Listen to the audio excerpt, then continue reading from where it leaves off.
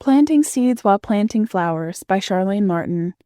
In the same way, let your light shine before others, so that they may see your good works and give glory to your Father who is in heaven.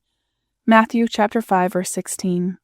Have you ever experienced a surprise revelation that God was using you to minister to someone without intentionally doing so? That's happened to me several times.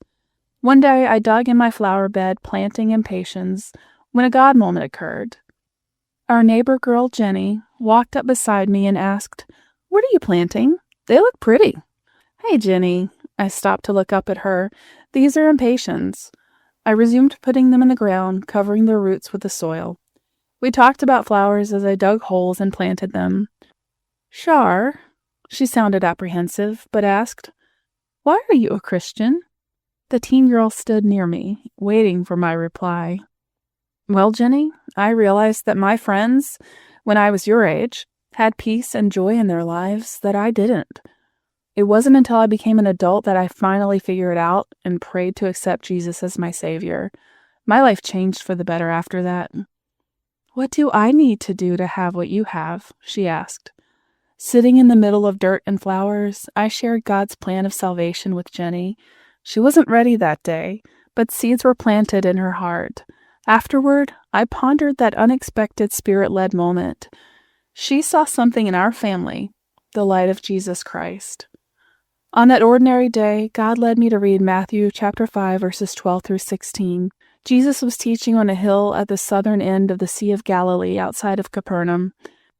His disciples, who were likely more than his circle of 12, listened to him speak about being salt and light, both of which they understood from the parable's illustrations. Towns and cities on the hillside stood out at night in Israel.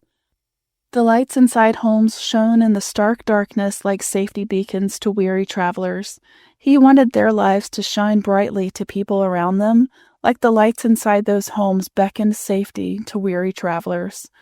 My family and I hadn't intentionally shown Jesus' light. We just lived our Christian faith daily. Even while planting flowers, God planted seeds in Jenny's heart. I also realized that in that moment, I experienced Peter chapter 3, verse 15. She asked me why I was a Christian, and I gave her an answer. You don't have to go to seminary to be a beacon of hope to someone.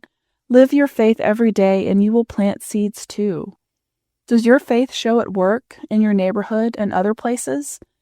Can the people you encounter daily see something different about you that they want too? Questions for reflection. Write your salvation testimony in simple words, both the long and the short versions. Learn how to offer the plan of salvation when someone asks. Pray for God to bring people who need Jesus to you.